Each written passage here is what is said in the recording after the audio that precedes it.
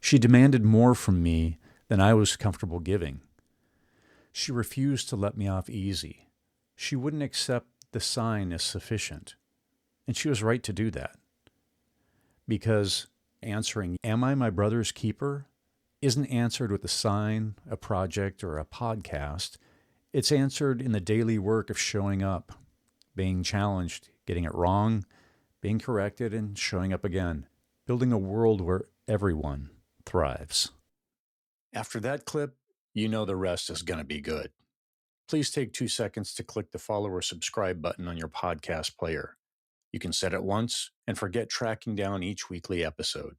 This makes your life easier and signals to the algorithms that the show should be recommended to other listeners. A simple act that can have an outsized positive impact on others. Now, let's get to it. Albert Einstein said, "Don't think about why you question, simply don't stop questioning." Welcome to Curated Questions. I am your host, Ken Woodward. And these questions are not mathematical equations, but rather a resource to encounter personal reflection and growth. As Tupac Shakur stated, even the genius asks questions. Now, let's engage the questioning community. Greetings. Ken Woodward here. Welcome back to another episode of Curated Questions.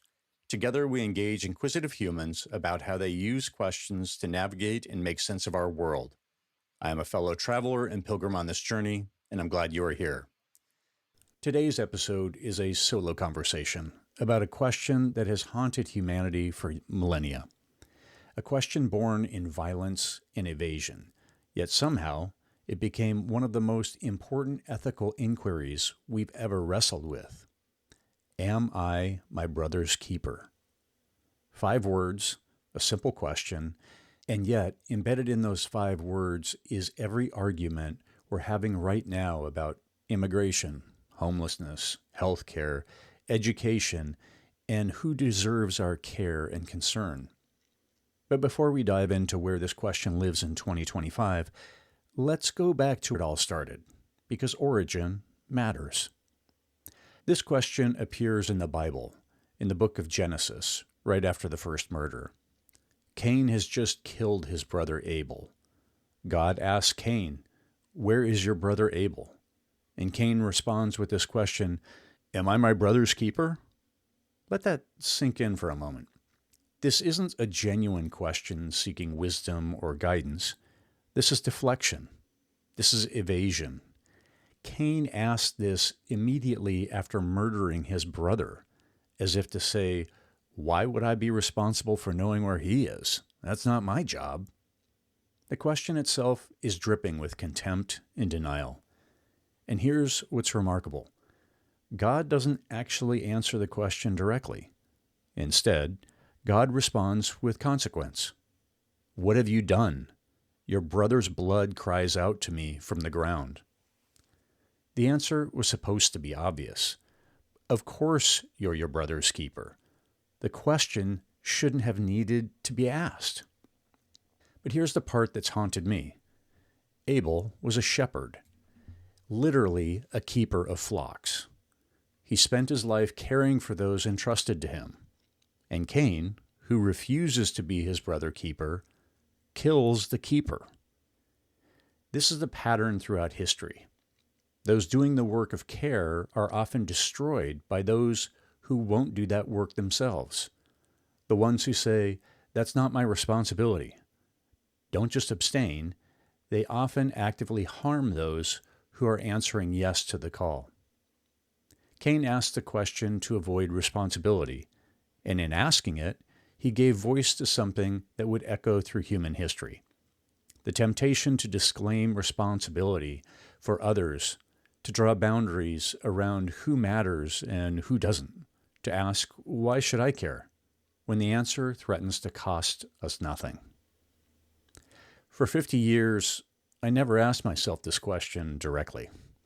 I assumed the answer was yes because I went to church every Sunday, because I voted for politicians who claimed to follow Jesus, because I loved America, I served in the Navy, because I tithed and volunteered and raised my kids in a Christian school. I thought those things meant I was answering yes, but I never examined what those things actually meant in practice. I never asked, who have I decided doesn't count? Whose suffering have I accepted as normal? Whose voice have I decided doesn't matter quite as much as others? And we have used our creativity and ingenuity to make fellow humans the other. The question I avoided asking was the one that would have revealed the truth. How am I actually answering this question with my life, not just with my words? Because here's what I was learning in the years leading up to 2020. I had been functionally answering no to this question my entire life while convincing myself I was answering yes. I thought supporting, quote, tough on crime policies was about justice, but I didn't inquire about the difference in sentencing standards between crack and cocaine and how this might impact the respective communities that use them. I never asked why black service members didn't get access to the GI Bill after returning from World War II. I never asked how the Republican adoption of the Southern strategy to disenfranchise black voters starting in the 1950s was still functioning in every election I participated in. I thought my church was teaching me to love my neighbor, but I never asked why the American church had distributed, quote, Negro Bibles that excluded the Exodus story, the story of liberation, while emphasizing scriptures of obedience to strengthen the enslaver's grip. I wasn't curious about what it meant for all of us sitting in the church pew to look to heaven for liberation, but remain silent today about how the guy sitting next to me might be treated differently at a traffic stop. I thought America was the land of opportunity, but I never asked how a black family was supposed to build generational wealth when redlining was legal, when promised reparations of 40 acres and a mule went unfulfilled, while enslavers received restitution for loss of their, quote, property. Between 2016 and 2020, everything I thought I knew began to crumble. Friends expanded my circle. I heard firsthand accounts of race relations in America, and everyone had a seminal story. I began reading different authors, listening to people I hadn't before, and asking questions I'd never dared to ask. In An Indigenous People's History of the United States by Roxanne Dunbar Ortiz, I learned that between 5 and 15 million Native American people lived here when settlers arrived. By the 1900 census, there were 237,000. Even if half the book was wrong, which it isn't, what do I do with the half that's correct? James Baldwin wrote, "Not everything that is faced can be changed, but nothing can be changed until it's faced." I had spent 50 years not facing this question, and the truths I was learning clashed with the stories foundational to my identities.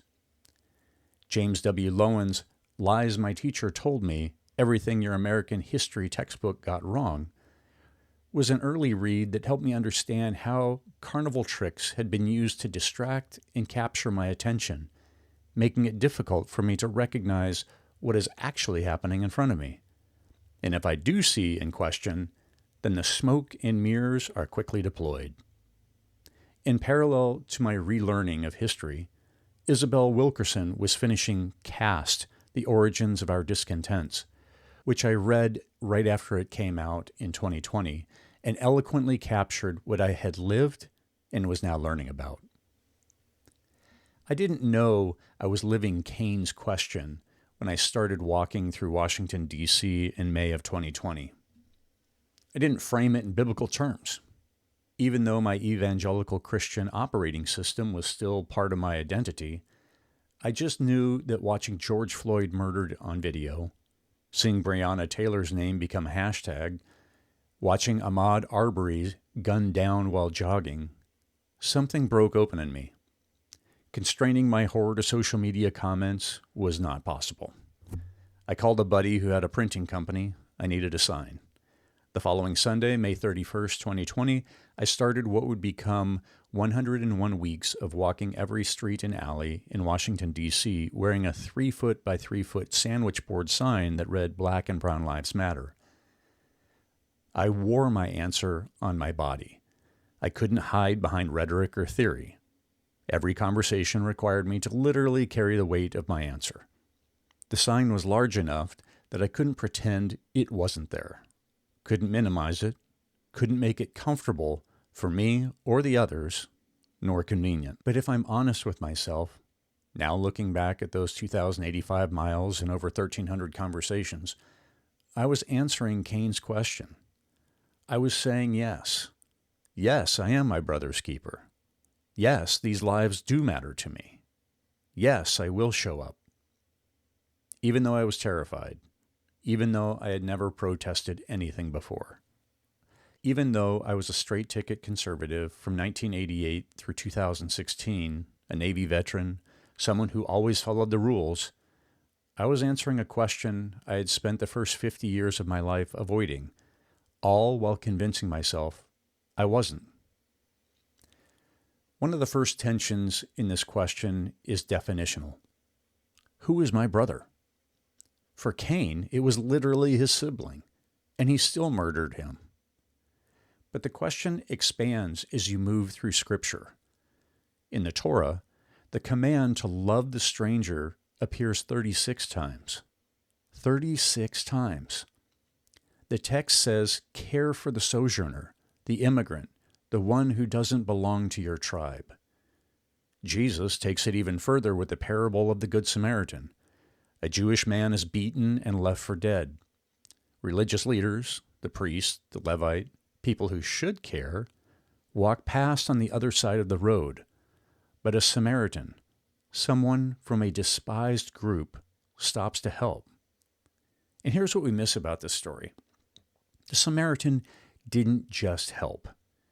He paid the innkeeper for the man's care and said, whatever else it costs, I'll pay it when I return. Open-ended commitment. No cap on the expense. No calculation of whether this stranger deserves it. When Jesus is asked, who is my neighbor, he tells this story. The answer is clear. Your neighbor, your brother, is precisely the person you've been taught to exclude. Howard Thurman, in his book Jesus and the Disinherited, asks a devastating question. How are people with their backs against the wall supposed to relate to Christianity when Christians have their boot on their necks? During my walk, I had to constantly wrestle with this. Who counted as my brother? The black man who threatened to send his massive dog to attack me if I continued down his block? The white guy with the Navy ball cap who oscillated between begging for money and threatening to shoot me in the head with an imaginary gun, with a spittle landing on my face while neighbors recorded the spectacle on their phones? The woman who leaned out of her window asked if I was packing as we began our conversation? The white guy who parked his pickup in the crosswalk of the Trinidad neighborhood to lecture me about how I have it all wrong?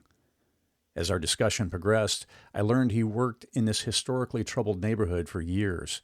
His language was full of disdain for its inhabitants. The neighborhood was good enough for extraction, but not for care. Really? Even him? The folks who screamed "White Lives Matter" out of their car windows as they drove by? All of them? Every single one? And here's what made it hard. Some of them wouldn't keep me. Some of them made that abundantly clear. The reciprocity wasn't there. But that's the thing about this question. It's not actually asking, will my brother keep me? It's asking, am I my brother's keeper, regardless of what he does? How we answer this question reveals what we actually believe about humanity versus what we claim to believe. How we answer reveals where we've drawn the boundary of us and them. How we answer reveals whether we believe in scarcity or abundance. If I believe there's not enough safety, not enough resources, not enough opportunity, then my brother becomes my competitor. Then keeping him means losing something myself. Then his gain is my loss. But if I believe in abundance, if I believe that caring for my brother actually makes both of us more whole, then the question transforms from burden to invitation. Here's what the question revealed to me. I had been operating from scarcity my entire life without even knowing it. Every policy I supported, every vote I cast, every conversation I avoided, all of it was rooted in the belief that there wasn't enough to go around. That if they, whoever they are, got more, I would get less. The walk forced me to confront this, because every single day I was giving away time, energy, attention, and vulnerability. I wasn't losing anything. I was gaining. I was becoming more human, not less. But let me be clear about something. Saying yes to this question is expensive. It cost me 101 weeks of my life. It cost me roughly 10 grand. It cost me relationships. It cost me my community. Close friends disappeared. My voting record changed. People who had been in my life for decades looked at me like I was a stranger. I lost my place in the tribe I had belonged to for 50 years. And I also lost my faith. I never went back to church after COVID. I can't agree with the silence on some topics and the emphasis on others. I have shifted into a position of no faith. Recently, a friend of one of my adult children wrote on Facebook, quote, "Growing up, I really looked up to you as a spiritual leader in the church and in my life.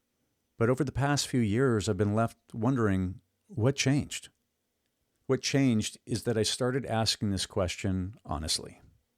And the honest answer meant I couldn't sit in church anymore listening to the deafening silence about laws that disproportionately affected my black and brown sisters and brothers sitting next to me.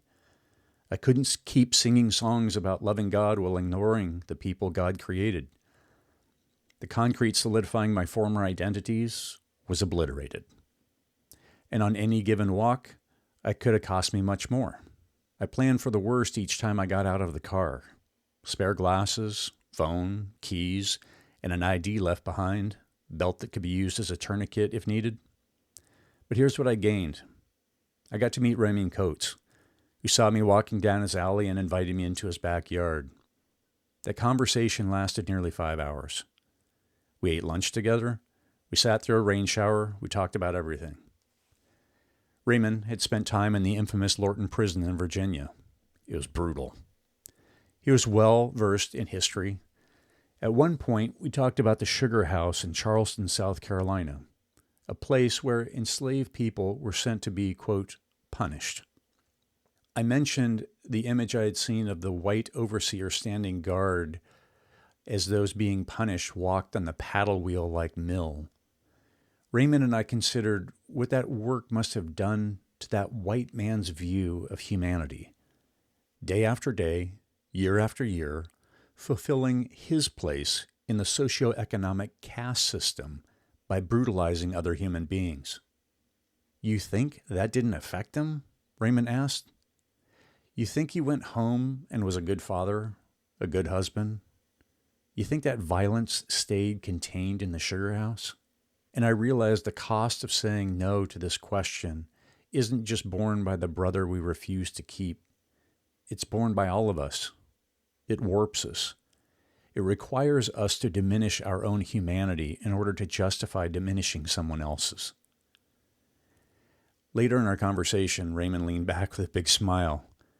Think Denzel Washington in Training Day, and he said, "You think you got something to say, don't you?" And I replied, I think I do. But I'm still working out what it is. I met Buddy Harrison, who became a quick friend and had been shaped by his prison time. He took pride in the free food pantry he had established and maintained in a field across from his house in Southeast D.C. He ran a boxing gym to help neighborhood youth stay off the streets. He was living out his Catholic faith and expended resources to demonstrate his dedication to being his brother's keeper. Sadly, he was gunned down on his front porch in September of 2023. I got to learn the truth about Washington, D.C., its beauty, its pain, its resilience, its complexity. I got to see things I avoided looking at my entire life. But let's talk about the other side. What does it cost to say no to this question? Malcolm X said it this way. If you stick a knife in my back 9 inches and pull it out 6 inches, that's not progress. If you pull it all the way out, that's not progress. Progress is healing the wound that the blow made. They won't even admit that the knife is even there. When we say no to being our brother's keeper, we're saying the knife isn't there, or that it's not our knife, or that maybe he deserved it, or that it happened so long ago. Why are we still talking about it? We lose our humanity when we say no. We lose the ability to see clearly. We have to create elaborate stories to justify why some people matter less. We have to build walls, literal and metaphorical, to keep from seeing the suffering we're complicit in creating. Jerry Colonna, the executive coach, has a question I carry with me constantly. How have you been complicit in creating the conditions you say you don't want?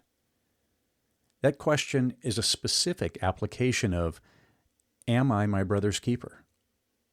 Because if I claim to want a just society, but I vote for politicians who cut programs that help the vulnerable, I'm complicit. If I claim to follow Jesus, but I'm silent when my church ignores systemic racism, I'm complicit.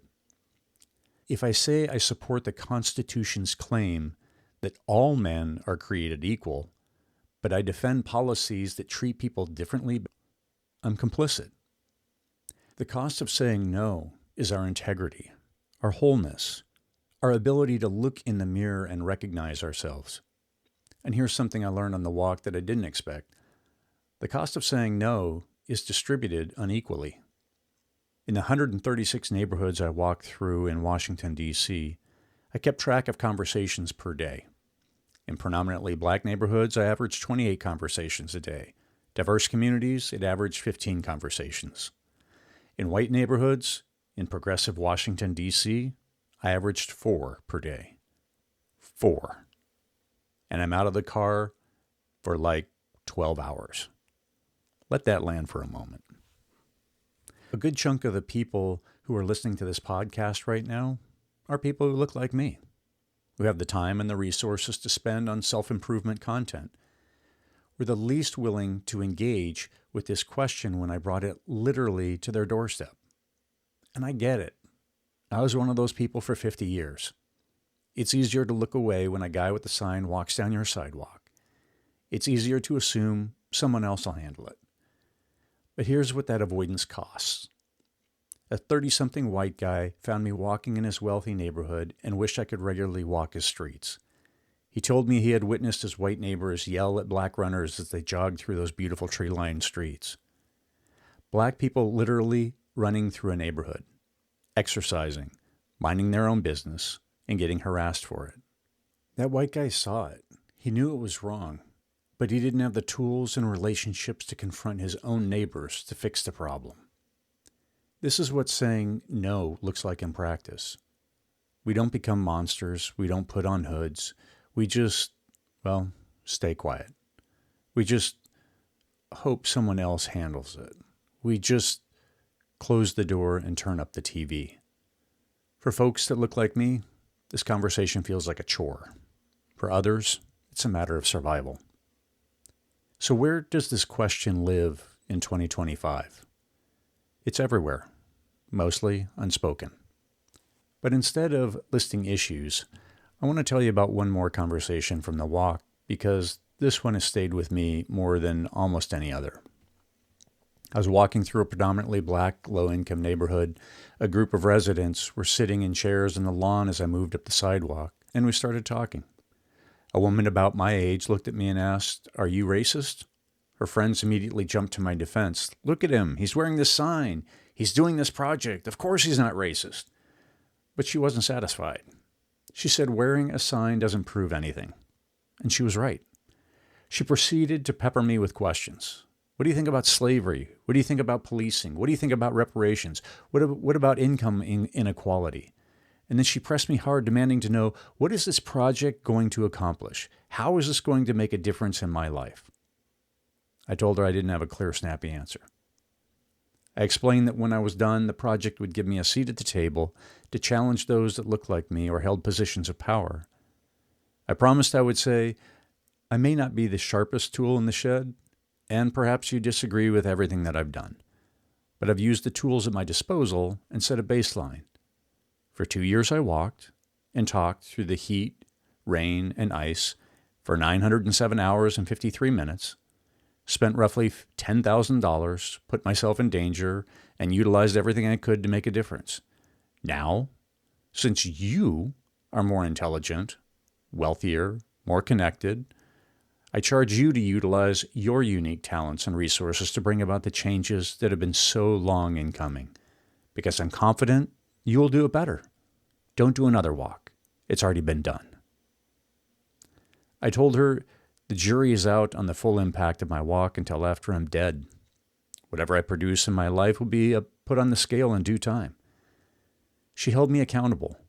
She was asking, are you really my brother's keeper, or are you just performing? And here's the thing that haunts me. I don't even know her name. It's on my list of things to do to get back to the neighborhood to learn her name, because she has become such an important part of the story, and I don't want her and her tenacity to be forgotten. She demanded more from me than I was comfortable giving. She refused to let me off easy. She wouldn't accept the sign as sufficient, and she was right to do that. Because, am I my brother's keeper? Isn't answered with a sign, a project, or a podcast. It's answered in the daily work of showing up, being challenged, getting it wrong, being corrected, and showing up again. Building a world where everyone thrives. That's the question living in 2025. It's being asked by every person experiencing homelessness that we walk past. It's being asked at every border, every school board meeting, every budget hearing, every election.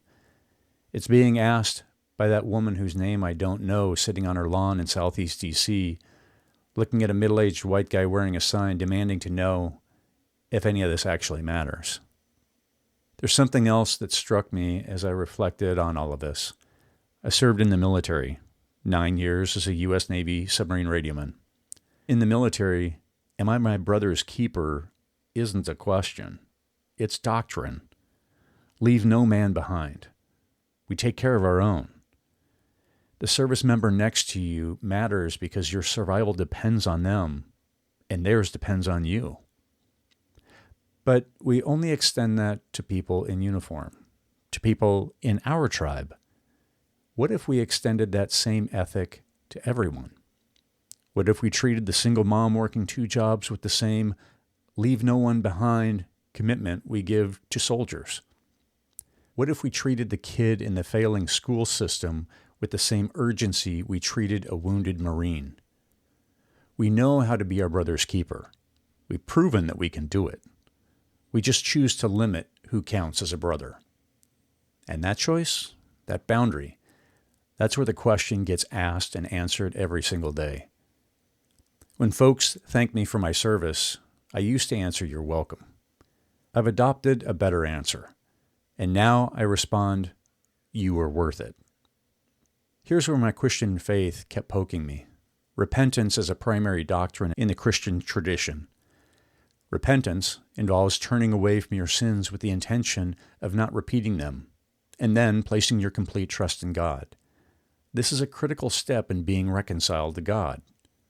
Often, Christianity is claimed to be the bedrock of the American experiment, part of our founding mythology. So I went looking for evidence of national repentance, for slavery, for Jim Crow, for redlining, for all the ways this country has systematically denied that black lives are a part of my brother. I found nothing. 40 acres and a mule? Nope, never realized. The Civil Liberties Act of 1988 formally apologized and paid $20,000 to each surviving Japanese American, a full 42 years after the unjust internment camps during World War II. To date, nothing to the families of the lives stolen by government-sanctioned enslavement and the follow-on terror of Jim Crow laws. We have national memorials throughout the country. I walk past many of them. Marble monuments to presidents and generals. But I hope there was some place of national mourning for the millions of lives stolen in pursuit of free labor. Nothing. Between 1882 and 1968, there were 3,446 reported lynchings of black people in the United States. I looked at examples of lynching postcards sent through the mail. The domestic terrorism enacted upon black citizens was horrific in and of itself, but it wasn't the ugliest part even. Families would leave churches, grab their picnic baskets, and go watch the lynchings. Spectators would often cut off pieces of body and clothing as souvenirs. This is where I had to really slow down to let the process take hold throughout my body and understand that this has happened to fellow humans in my country, and this was not ancient history. The last documented lynching was in 1968. I was born in 1970. Where did all the people sitting on picnic blankets go? Did we expect the passage of the Civil Rights Act to change all the deep-seated hatred and bigotry overnight? Those kids on picnic blankets are now grandparents and respected elders whose families adore them. Unless these elders repudiated their former selves, the residue remains. Consider how this residue might coat the rest of our society in both visible and unseen ways. The woman who accused 14-year-old Emmett Till of whistling at her, which resulted in his kidnapping, torture, and murder, died in 2023, only 2 years ago. Dallas Cowboys owner Jerry Jones appeared in a photograph fighting against school segregation. He's still alive, still wealthy, still celebrated. If we're going to say yes to being our brother's keeper, we have to reckon with the past. We have to admit that the knife Malcolm X talked about is there. We have to acknowledge the wound. We have to actually do the work of healing, not just pull the knife out part way and declare progress. And we also have to ask ourselves, what does repentance look like? What does turning away from these sins look like? What does making amends look like? Because without repentance, without repair, am I my brother's keeper? Remains a question we're answering with no, while claiming we're answering yes. Walking through D.C. wearing that sign, I was vulnerable every single day. I made mistakes. I responded to a young man's comment only after he was out of earshot did I realize that my comment was hurtful. I wrote him a public apology on Instagram, and I'm sure he will never see it. I made a comment dripping with ignorance and privilege to a community organizer, and I was wrong. In hindsight, I should have been more connected with neighborhood communities. I struggled with walking the tightrope of not wanting to draw attention away from other protest activities and knowing when to insert myself into the conversation. Being your brother's keeper doesn't mean being perfect. It means being present, being willing to learn, being willing to be corrected, and showing up again after you've got it wrong. That woman who challenged me, whose name I don't yet know, she understood this.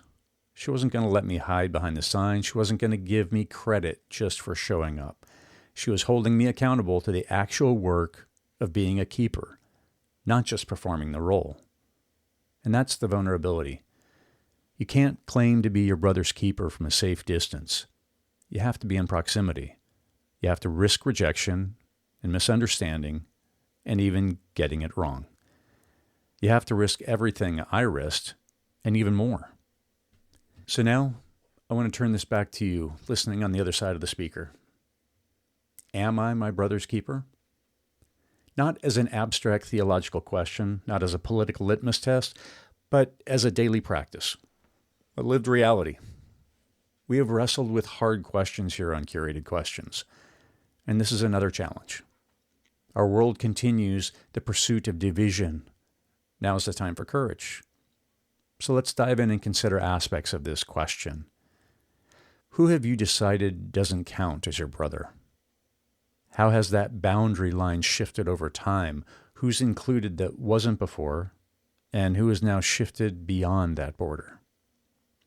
What would it cost you to say yes to someone you've been saying no to? And here's the harder question. How have you been complicit in creating the conditions you say you don't want? Let's jump in the Wayback Machine and ask yourself, what are the things your grandparents taught you, not explicitly, but through silence, through who was welcome in your home, through what neighborhoods you lived in, that were actually answering no to in this question? And which of those things are you still practicing? Let these questions rattle around your brain a little bit. Let it interact with your thoughts and emotions. Let it confront you. Because here's what I've discovered. I've had to unlearn nearly everything I thought I knew. I had to tear down myths I've been building my identity on for 50 years. I had to admit I'd been lied to, and worse, that I'd been lying to myself. It was the most painful thing I've ever done. But on the other side of the pain, I found something remarkable. Liberation. All my American heroes whom I idolized had feet of clay and were fallible humans. This is incredibly good news, because that meant that the marble monuments I walked among in D.C., enshrining those who had done consequential things, were human, just like you and me. Revering these leaders as demigods meant that I had incorporated them into my identity and mythos of what it meant to be patriotic. I had to defend and justify their flaws, which was unfair to their humanity and made my identity fragile. I didn't have to defend their flaws anymore. I didn't have to justify the unjustifiable. I could see them clearly, their genius and their failures, their courage and their complicity. And I could also see myself more clearly too. Trading myth for truth was liberating. Seeing through the myth meant I could finally look into the mirror and recognize the person looking back at me. Cain asked, "Am I my brother's keeper?" as he stood over Abel's body. He asked it to avoid responsibility, to deflect, to deny. But I'm asking you to ask it differently. Ask it standing in front of the mirror. Ask it looking at the faces of your neighbors, your coworkers, the people you pass in the street. Asking it knowing that your answer, the real answer, not the one you'd wish you'd give, is already written in how you spend your time, your money, your voice, your vote. And then ask it one more time, this time as an invitation. Am I ready to become my brother's keeper? Because here's the truth, the question is waiting, and so is your brother. I spent 101 weeks answering this question with my feet, one step at a time, one conversation at a time, and I'm still answering it with this podcast, with the work I'm doing and the questions I'm asking. I'm not asking you to walk 2,085 miles through a city wearing a sandwich board. Not asking you to blow up your entire life. But I am asking you to sit with this question. Am I my brother's keeper? And I'm asking you to be honest about how you've been answering it. Because the bend of the moral arc of the universe towards justice will not happen on its own. It will be bent by the effort of regular people with clay feet, stepping up to take their turn, pulling and heaving it into place. There is space for you, and your descendants are expecting you to do your part. Cain asked the question to evade. I'm inviting you to ask it to engage. As we near the end, I've got 4 takeaways and then a final wrap-up. The first takeaway. The 4 conversations challenged. The data from my walk revealed something stark. In white neighborhoods, in progressive D.C., I averaged 4 conversations per day compared to 28 in black neighborhoods. This wasn't about friendliness, it was about willingness to engage in difficult questions. This week, commit to 4 conversations you've been avoiding. Not polite small talk, but actual engagement with the question, am I my brother's keeper? One conversation with someone whose lived experience differs significantly from yours. One conversation with a family member about something your grandparents taught through silence. One conversation with someone at your workplace about whose voices aren't being heard in decisions. One conversation with yourself in the mirror asking, who have I decided doesn't count? These conversations will cost you comfort, but worthwhile. Number 2. The reciprocity trap breaker. Identify one person this week who definitely won't, quote, keep your back. Someone who might even hate you, disagree with you, or reject your help. Do one concrete act of care for them anyway, and tell no one about it. No social media post, no credit, no expecting gratitude. This isn't about feeling good. It's about breaking the transactional nature of how we've been answering this question. The Good Samaritan didn't help the Jewish man because he expected anything back. He helped because that's what keepers do. Pay the innkeeper. Say, whatever else it costs, I'll cover it. I got it. Then walk away before anyone can thank you. This should feel uncomfortable and possibly stupid. That discomfort is the point. Number 3, the complicity inventory. Take Jerry Colonna's question seriously. How have you been complicit in creating the conditions you say you don't want? Choose one issue you claim to care about and spend 1 hour, not 20 minutes, 1 full hour doing a complicity audit. If you care about homelessness, what policies have you supported that perpetuate it? What convenience have you protected that comes at someone else's expense? If you care about education inequality, where do you live and why? What have you chosen not to see?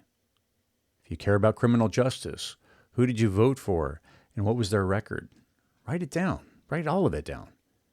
Don't write it to post anywhere or share with anyone. Write it to see where your stated values and actual choice diverge. This will hurt.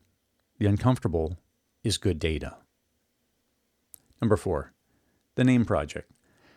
There's someone in your life, maybe someone you walk past regularly, maybe someone who serves you coffee, maybe someone whose story intersects with yours, whose name you don't know but should.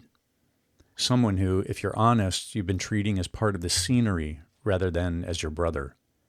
This week, learn their name. And not just their name. Learn one true thing about their life. Then ask yourself, what would it cost me to actually be the person's keeper? Not in some grand, heroic way, but in the small, consistent, unglamorous way that actual keeping requires.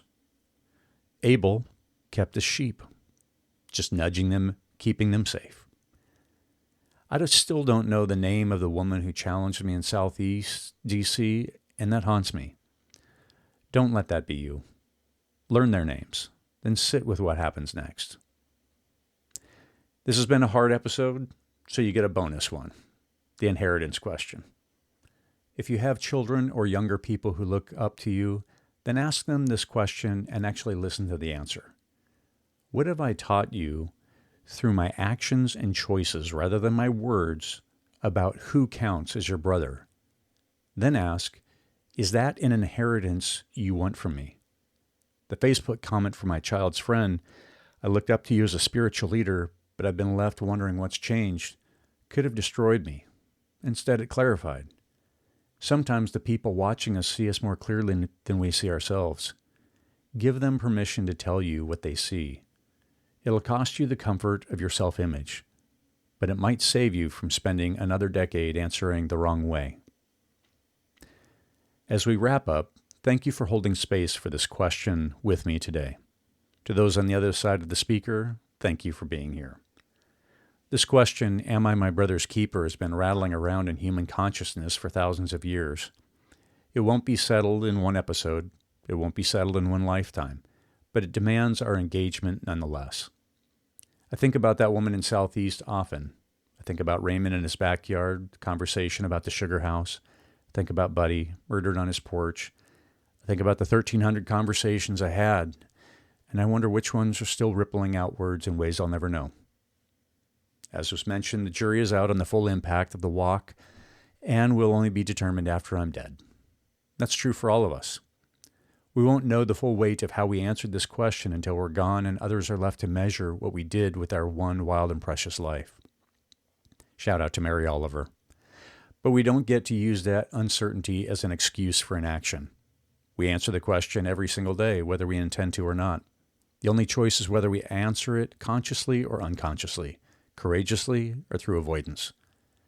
Cain asked the question standing over his brother's body, having already answered it with violence. We know better. Our brothers deserve more from us. Shout out to Beauty Pill for the show's music and producer Ben Ford for the technical help. This episode was recorded on Piscataway land. Please engage with the episode in some manner. Download, follow, save, like, share, or comment about something that resonated. This action ensures we're engaging the questioning community. Until next time, keep questioning.